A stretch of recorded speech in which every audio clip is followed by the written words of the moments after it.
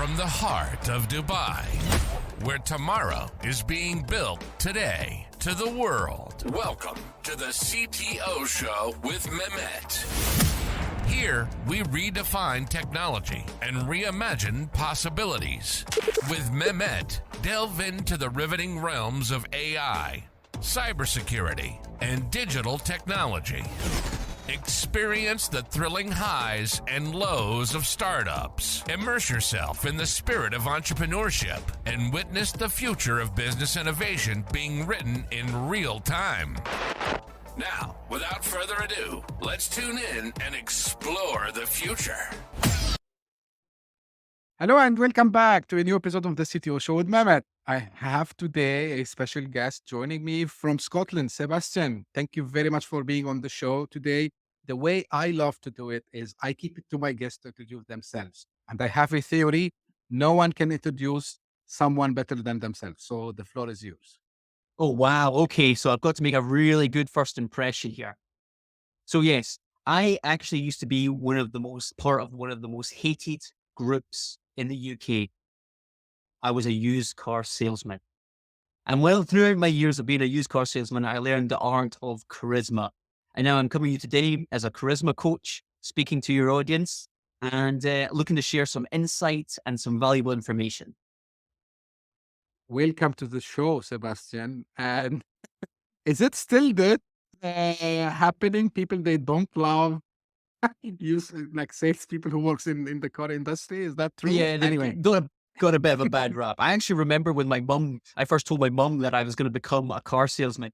And she thought I was going to be the sort of smooth talking, slicked hair back, Rolex wearing, granny robbing salesman that she'd seen on TV. I think she'd probably watched The Wolf of Wall Street too many times. Yeah, probably. But, jokes aside, it's one of the, best jobs. I mean, not in the car dealership only, but I mean, being a salesman is something very noble if you do it the proper way. But today with you, Sebastian, and maybe the audience will say, okay, what's going on? Why we have someone on the CTO show talking about charisma?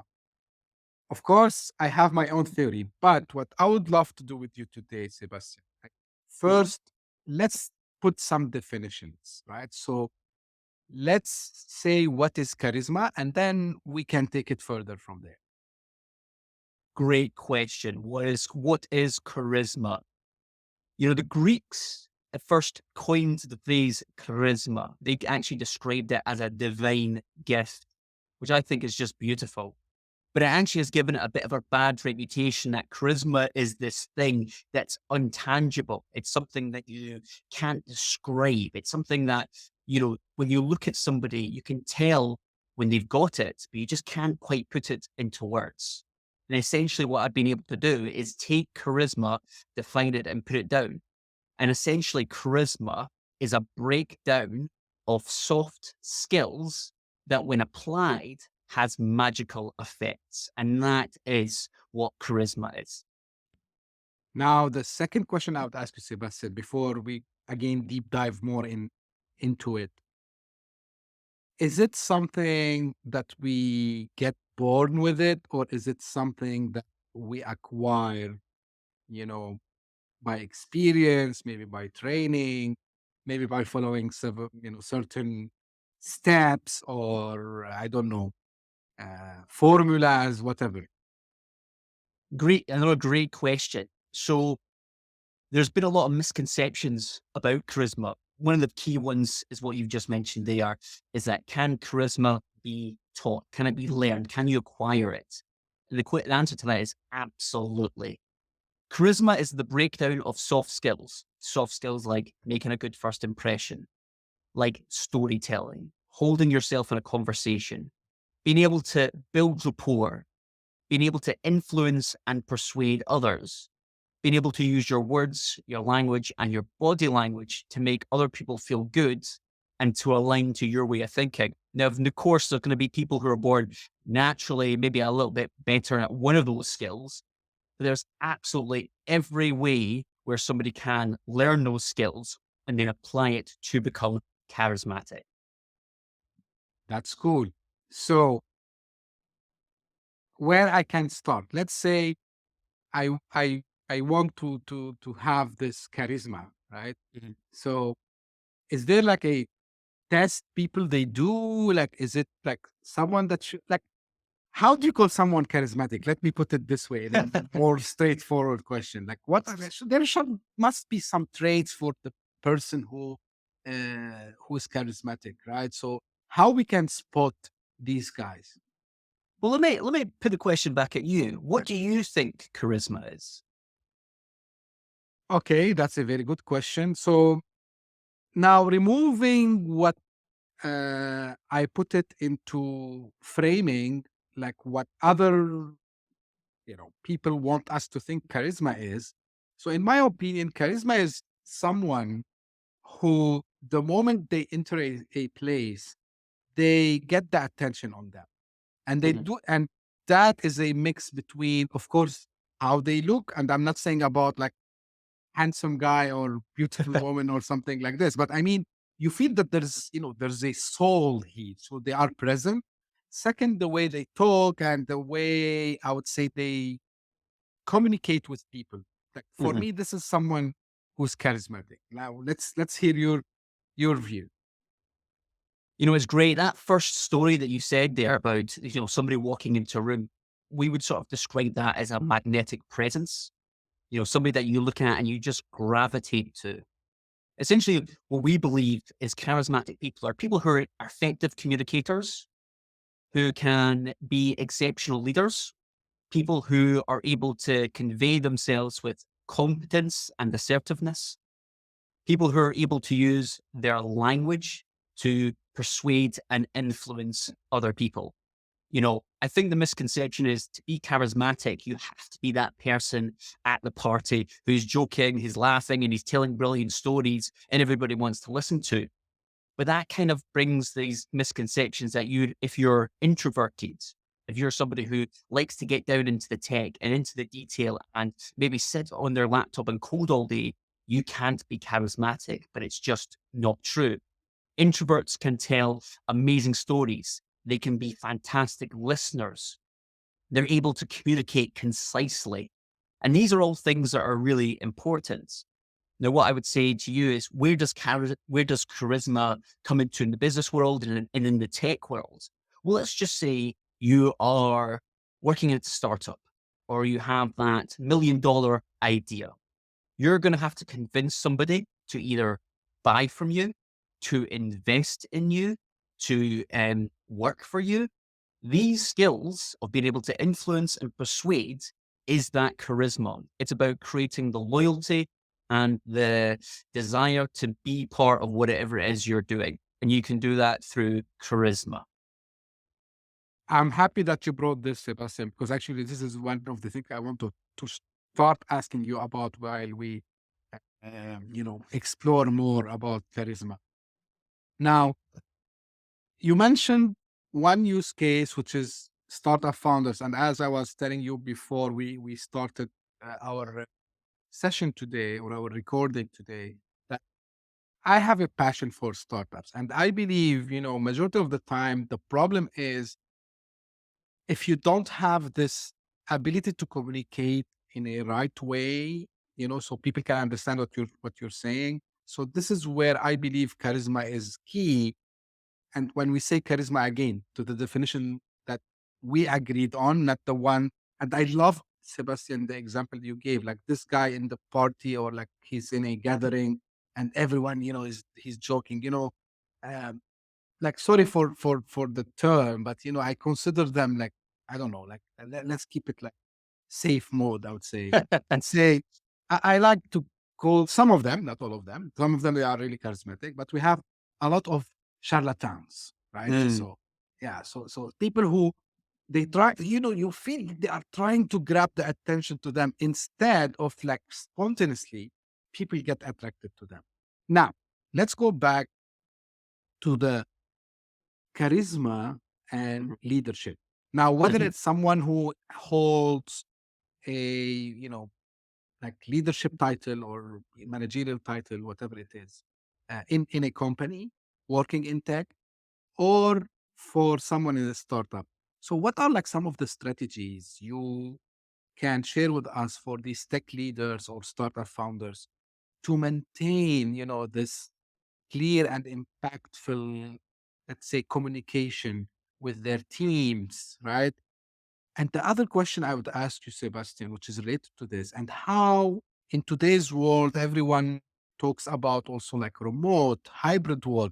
So can we also apply this even we are not coming? Because I just said like when someone comes to the room, but what if someone comes to the Zoom, not to the room? Great questions. Great questions. So let's take that and let's make it something a little bit more practical. Like you Sure. said, you like startups. So let's focus on that one just for a little bit. Yeah. When I work with startup founders in the tech industry, the challenge that you have is a lot of them are fantastic at the hard skills, the coding, the development, the product development, or whatever it could be. The challenge is that's only actually a really small part of the bigger picture. And I'm sorry to pop the bubble here, but actually 85% of your financial success, which is why a majority of people start their own business, isn't down to your hard skills, how good a coder you are, or how good you are at developing a product.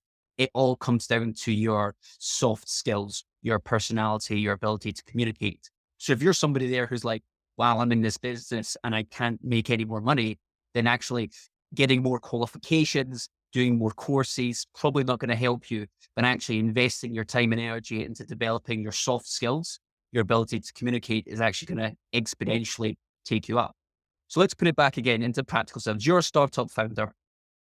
Chances are you're going to have to sell your product to somebody. And a huge part of selling your product to somebody is being able to build rapport with that person. So a few ways that we can do that is through listening. Now, that may sound really obvious, but the challenge you have is when you've got an idea that you're so excited about and you're so nervous about the rejection, you're actually not listening. You're just going in there wanting to get all the information that you have out your head of why this is the $1 million idea out in front of this poor person who is already overwhelmed by whatever it is you're saying. So actually actively listening. Now, active listening and hearing are two very different things. Hearing is a physical thing where you're literally listening to the words that they're saying. Active listening is the concept of using your eyes, your brain, and your ears. You're not just looking at that person, you're looking at their body language, you're listening out to their tone, and you're thinking about what are the words that they're saying? What do they mean behind the words that they're saying? And so that's a really important skill to have when it comes to building rapport and be able to influence somebody.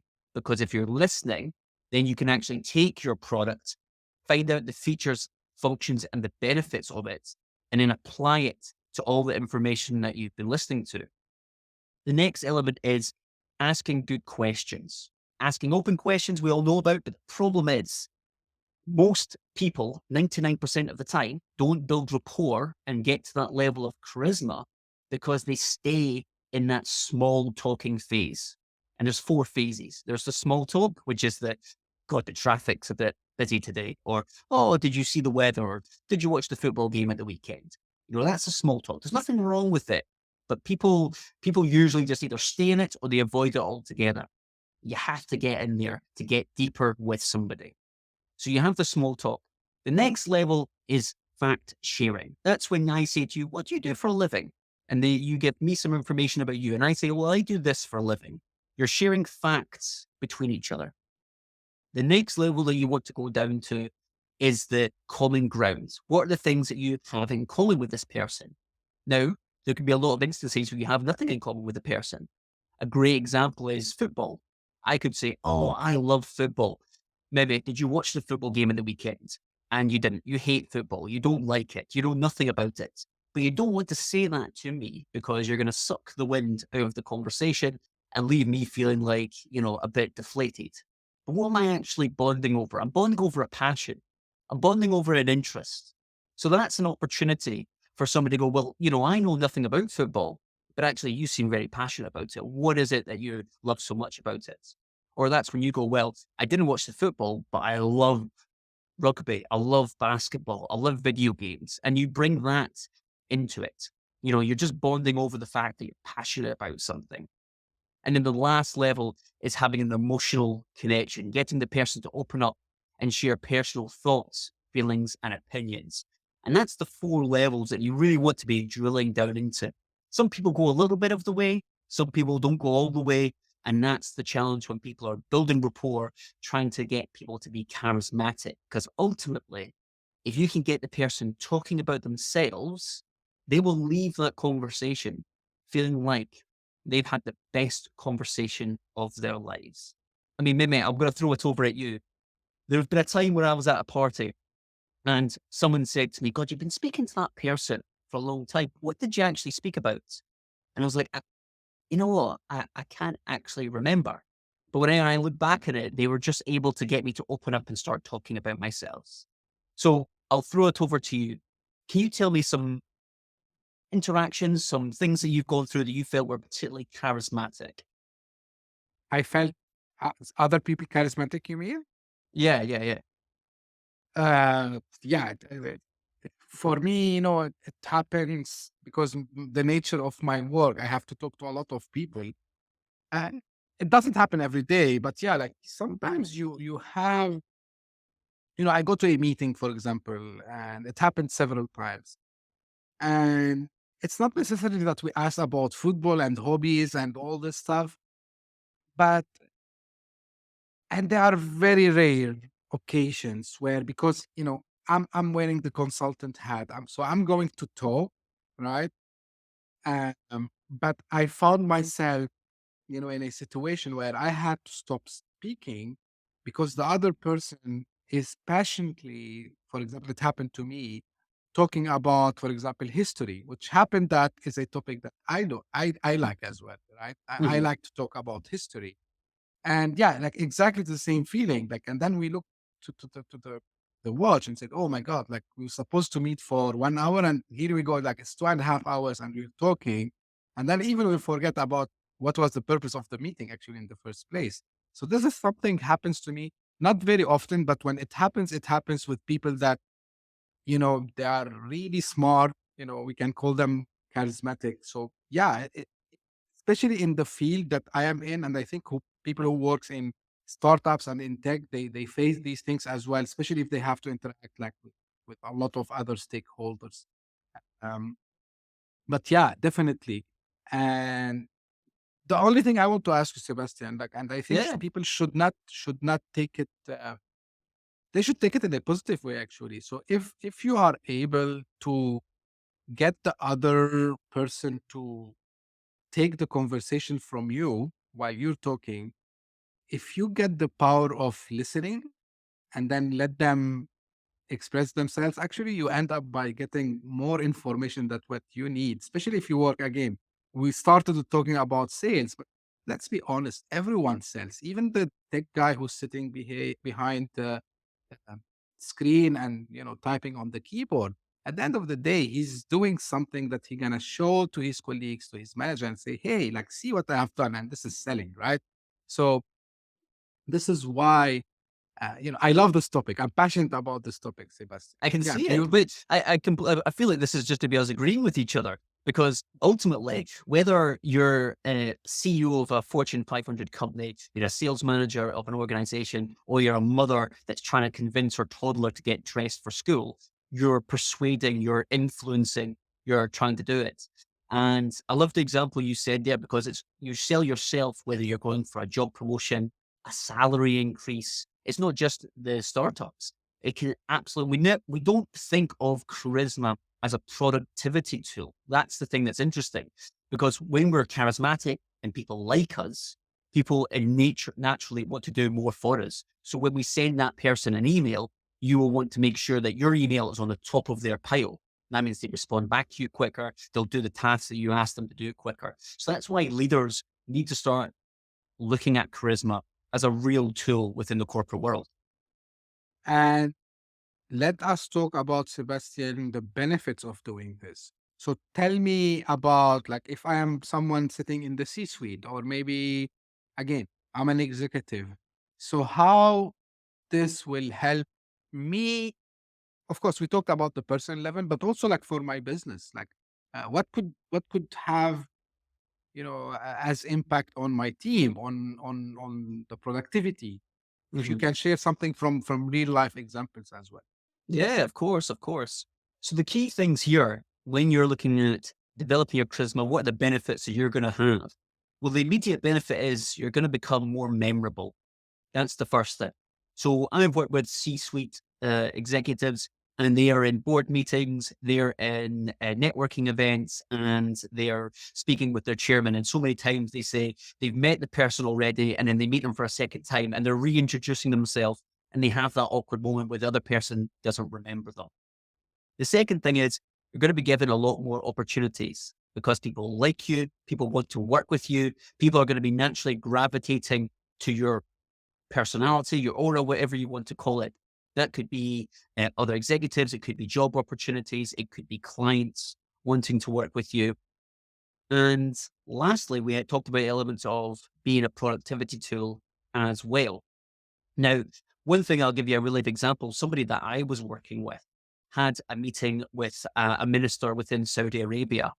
And what they were finding is that when they were putting together some of the techniques that we're going to be talking about, like something as simple as making good eye contact with somebody. When you make eye contact with somebody, it releases a chemical in the brain called oxytocin, also known as the bonding hormone. That actually, when we make eye contact with somebody, we actually feel a closeness or a fondness or a relationship starts to build from there. And he was having this meeting with this minister within Saudi Arabia, and he was just making good eye contact. And it got to the point where in the meeting, the minister wasn't even asking anyone else in the room a question. He was asking a question, but he was looking directly at my clients because he felt that trust. He felt the confidence and competence that he was doing. But only thing that he was changing was that he was making good eye contact with the person. And then he came away feeling like $1,000,000. But it can improve your competence, your confidence, and can convey information that you're not going to be saying with your words. So there's lots of benefits to having charisma. It can make you more attractive, as you said. It can make you more proficient. It can make you a leader that people aspire to work with and be with and feel loyal towards. It can increase your performance. They did lots of studies within the USA about, what do people more motivated by? Are they motivated by just getting in, doing a good work? Are they motivated by getting a cash incentive? Or actually, are they motivated by charismatic leaders? And what was fascinating was charismatic leaders have such a massive impact on the performance of your team, where they feel inspired. Let's just say you're working in an organization, a startup. Let's take startups again, where, you're kind of, it's firefighting, let's be honest, and you might have staff members there who you're going to need to dig deep. Those days when it's 5 o'clock on a Friday and you're going to need them to dig deep to get a presentation ready for Monday, or you're going to need them to stay back late or come in early or work harder or whatever it could be. And you don't have the money to drop on them to go, here's a more salary or here's a bigger incentive. What else can you offer them? It's about harnessing your charisma so that they feel passionate, they feel loyalty, they understand the vision. All this can help you excel in your business. Absolutely, I agree with you on that, Sebastian. And I have seen, uh, um, how this personality of the founder or even the business owner, whatever the domain is, has a great, I would say, like, uh, if I might say it, like influence on not only the business success, but also on the overall satisfaction of the employees also as well, right? So when you work with someone who can spread this, like you can feel it in the air, right? So absolutely. Now, Well, yeah, sorry to please go ahead. interrupt. I'll just because you reminded me of something there. Let's just say, okay, you're sitting there just now listening to this podcast, you're thinking, okay, how do I actually go about this? Right. One of the key skills that I would say is probably overlooked when it comes to charisma and as a business leader, as an entrepreneur, is your ability to tell good stories. So, how often have we sat in meetings and everyone goes, okay, guys, this week we really need to get a nickel down. We need to do X, Y, and Z because we've got this deadline on Monday. We've got this deadline on Tuesday, whatever it could be. whilst logically I understand the importance of that, I'm not really feeling inspired to really dig deep and really put the passion in there to really take the company to the next level or take my job or that project or whatever. At the same time, if I was a client and I was listening to somebody and they were like, oh, I've got this great idea, it's the, Uber for whatever it could be. Or if I was in a board meeting as a C-level executive and I'm going through the P&L for that particular quarter, it's not inspiring. It's not motivating. It's not there. So how do we do it? You can do that through good storytelling. That's how you can do it. Now that could be through customer success story, rather than saying, we need to do this or need to do that. Or for a founder, it's all about that starting story. What's driving you to do this? Who was the person that you thought of that was doing this and that, trying to put it into a story. And the same with your presentations. As you're a CEO, when you're giving these presentations, you'll become a lot more memorable. You'll find people will like you and buy into your ideas if you can package it as a story. And that's the same with your networking or your in a job interview or whatever it could be. 100% storytelling. We covered that, by the way, a lot of times on the show. Like it's one of the, I would not say, I can say it's the most important one, in my opinion, for especially startup founders, entrepreneurs, because this is how they can relate to whatever they are doing.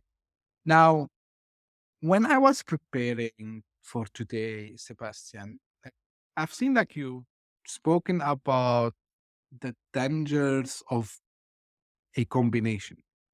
And this combination is the combination of money, power, charisma in Yeah. entrepreneurship. And, this phrase, caught my eyes. And, I start to think what could be. But I want to hear from you, actually. Well, actually, you took it away from me. I actually thought this might be the first thing we might disagree on. But when I do these podcasts, when I speak to people, the question I always hear much is charisma is evil.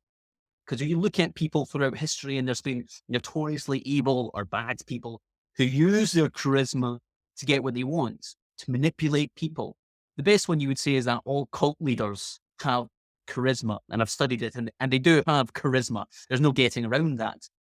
But actually, I put charisma in the same camp as money and power and science, that all this can be used for good and it can be used for evil. So if you're someone there who's like, well, I don't want to learn anything about charisma because it's evil, I don't want to touch it. Well, we'll go, okay, you can't look at the individual and say, okay, it's now evil. You have to look at the process.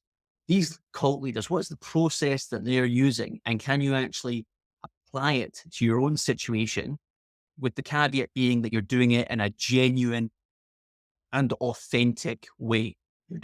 You're doing it with the best interests of the person in front of you. So, that's not convincing someone to buy something that they don't need or they don't want to buy. It's not getting someone to invest in something they don't need or they don't want to, and some kind of manipulating them into it.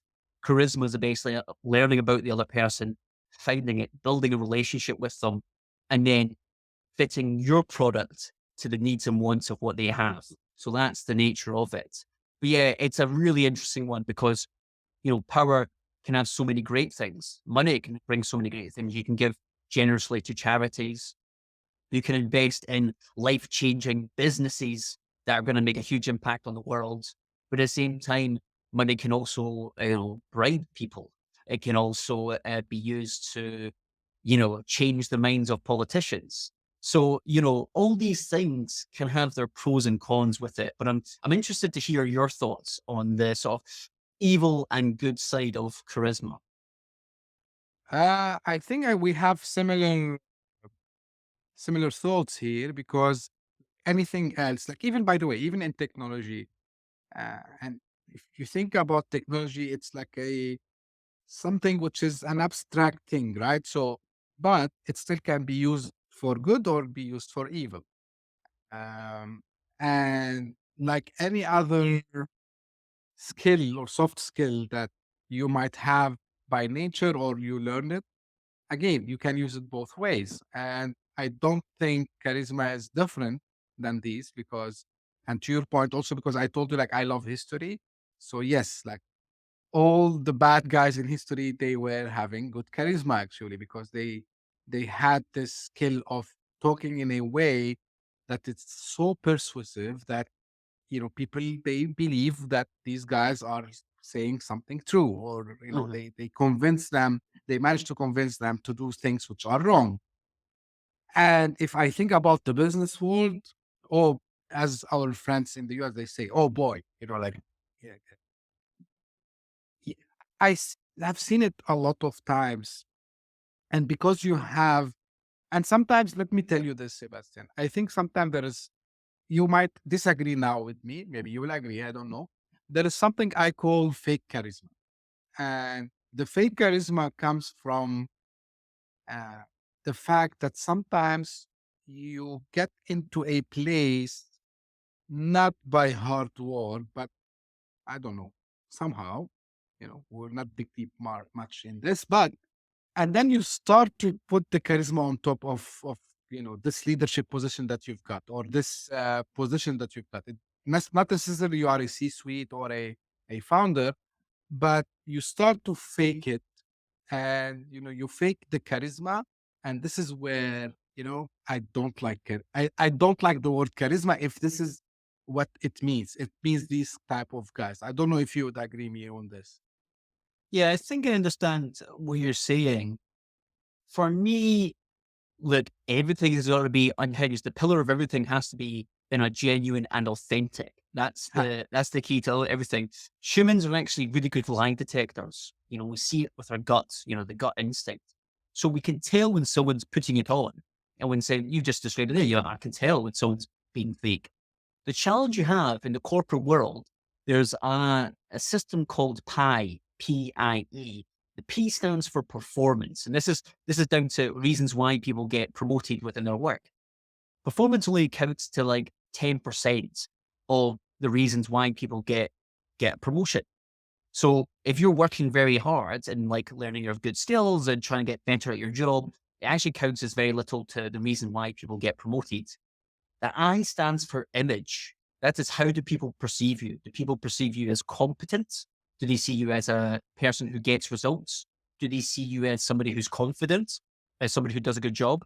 And the E stands for exposure, which is, does people who make the decisions know who you are? I mean, let's think about the times when we worked in the corporate world.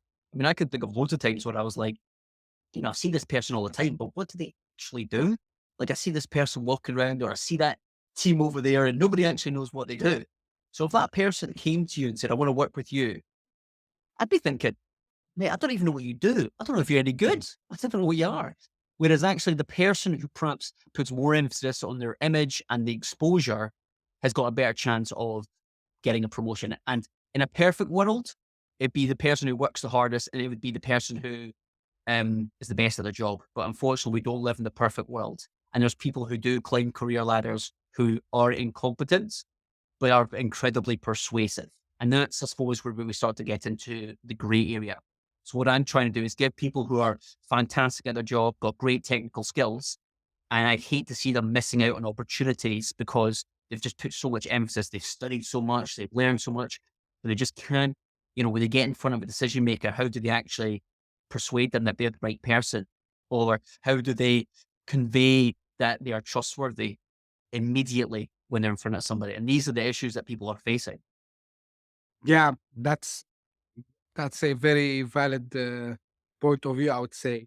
Now, as we're almost coming to an end, Sebastian, for today, I want to ask you about a topic that I know that you are expert also in it, like, which is, it's a mix of two things that you have done. So today, people talk about having their personal brand, and leaders, they are encouraged like no time before to leverage like social media platform, and it depends on what you're trying to do. So some people might go to LinkedIn, because if you are like in something more into business related, some people, they go to TikTok, Instagram, whatever. Some people, they do all of these. So from your point of view, like, how important is first to establish this personal brand to increase this charisma? And the second thing is, what is the role the social media platform can play to, I would say, enhance their charismatic presence and let people around them, whether internal teams or like the broader community, get engaged with them? Fantastic question. So I'll start with your second one first. How much does social media play in someone's charisma and personal brand? I would say it's a huge part of it, mainly because once you've already met with someone, you've done the hard work. You've learned about them, you've listened to them, you've spoke to them, all this sort of stuff. What do people do immediately when they leave that? They're going to Google you. They're going to search you. You're going to find, a little bit more about you. And your digital footprint has to reflect the image that you're portraying in the real world as best as you can. That means sticking to being authentic. It's sticking to trying to build rapport with people, all this sort of stuff. But what I would say is to go one step further is that when people are looking at people up on charisma and wanting to work with people, when they're searching for people, a lot of what they say is like, are they likable? Do I like this person? I think of the few YouTubers or people of influence that I follow on social media. And whilst I might not know them personally, I feel like I've got a real image of them because perhaps they responded to me in the comment section, or when I sent them a DM, they responded back to me, or that when they're on camera making some content, they're delivering it with confidence. They're making eye contact with the camera. So we feel this connection here. So it plays a huge part in terms of, your charisma. But even if you're on things like this, like a podcast, how persuasive are you? So all these little things that have like a social media presence will actually build up and actually convey an image of you. So for example, if you met somebody and online they're portraying this super, Rolex wearing, Lamborghini driving, smooth talking guru, but actually when you get to see them in real life and it all falls down, well then the whole thing falls like a house of cards. So that's what I would say in relation to, should you be emphasizing on social media? I would be saying yes. I would say pick a platform that best suits your personality. For example, not everybody wants to be on camera, and so maybe YouTube isn't for them. Some people like writing just short snippets, and that's where they go to LinkedIn, or they want to talk about this particular subject, whatever it is. But actually really focus on how you write and how you produce content, and keep with those key areas of being persuasive, picking the language that you're using and how you're conveying that. That's what I would say to that. But charisma plays a huge part in your presence. Let's just look at people who are, I'm trying to think of celebrities. I don't know any celebrities, Pet. I don't know Dwayne The Rock Johnson. I don't know Ryan Reynolds. I don't know Robert Downey Jr., but I can tell that they have this charisma of how they portray themselves online, in movies, in interviews, and everything like such. 100%. And if, I never interacted with this guy, but I think one of the people who build charisma in public, if the term is true, is Gary V, right? So Gary V, the way when I look at his journey and people ask me, but he's not ready to take. Yeah, that's true. But I believe what this guy have done is he showed people two things. First, he built charisma in public, literally, because when he started, almost no one knew about him, and he kept enhancing, his style and the way he do it, and then he ended up that I see him like he replies to comments. To your point, you can feel he's a genuine guy, and when you ask anyone who've met him face to face, they say the same thing. While you have, to your point, a lot of these people that they are everywhere, posting everywhere. And then when you want to just even not ask them something, you just want to maybe give them a compliment, maybe you want to write a small note to them, they ghost you. And I think I can understand sometimes maybe you are like a very famous guy or something. Listen, dude, you can go hire a VA that at least can reply these DMs, right? So I think this is kind of respect, in my opinion. So this is my 2 cents on this one. No, I think it's really, but and actually, just to go one step further there with Gary Vee, let's take that as example. So why is Gary Vee so charismatic? I would say, through analyzing him, one of the things that I get really much is that when we talk about charisma, we talk about smiling, and we talk about being positive. Whilst Gary Vee doesn't necessarily smile at every bit of content, you can tell that he's passionate. And his passionate is Right. attractive because his passion and his energy and his enthusiasm to something is very likable and infectious, because when other people are positive, we start to feel positive as well. So that actually even happens over online. The second thing is he's quite animated. He uses lots of hand gestures. Hand gestures are a great tool to build trust with people. Think of a time where you have a toddler and they have something behind their back and they're like, what have you got there? And they're like, oh, nothing, nothing. You go, I don't trust you. So he uses lots of hand gestures. It doesn't mean you need to be like Gary Vee and doing jazz hands, but that's something you can incorporate into your communication. Lastly, what he does is he's got great eye contact. When I see him with people, when he interacts with people online, I can tell that he's just focused looking at the person, really trying to make the person feel like he's in the moment, he's present. But even online, he's looking at the camera a lot. And, he's kind of unapologetically authentic. What you see is what you get, which is also a huge part of charisma as well. 100%. Now, Sebastian, final question for you: where people can find more about you and get your help on. I like what you've wrote here, like Art of Charisma. How they can learn more about that as well. Yeah. So they can learn the art of charisma on my website. It's just Art of Charisma. You can just Google that straight away. If you want to get more snackable, bite-sized tips, just go to my TikTok page. It's just Art of Charisma on TikTok. We have over 20,000 followers. We have over 1 million views.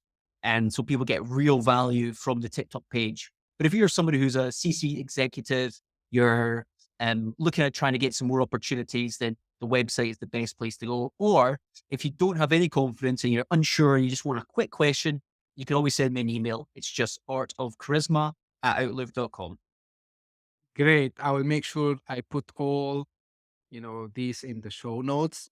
Sebastian, like really, I enjoyed this episode today with you. I love when we have these, I call them real human conversations and interactions. So thank you for being a guest on the show today. And this is usually the way how I end every episode. So if you came by chance to know about this podcast and it's the first time for you here, thank you for passing by. And I hope you like what you listen to, or if you are watching this, what you have seen. If so, please don't forget to subscribe. We are on all podcasting platforms, Apple Podcasts, Spotify, and all the others. So subscribe, share it with your friends and colleagues. And if you are one of the loyal fans that keep coming, thank you for keep coming here and keep sending me your feedbacks, keep sending me your suggestions, even anything that you don't like. Don't be shy. Send it. Tell me, please, we want this to be enhanced. Do this, do that. I love to hear feedbacks a lot. And finally, if you are up to something really different, you have a topic that we never brought before, and you think it's, aligned with what we do here on this podcast, or you are a startup founder and no one is giving you the space to go and talk about the next thing that you are about to do, also reach out. I would be more than happy to discuss this. So thank you very much for tuning in. We'll meet again very soon. Hit that subscribe button, share the show with your tech-savvy friends and fellow entrepreneurs, and leave us a review on your favorite podcast app. Your support means the world to us.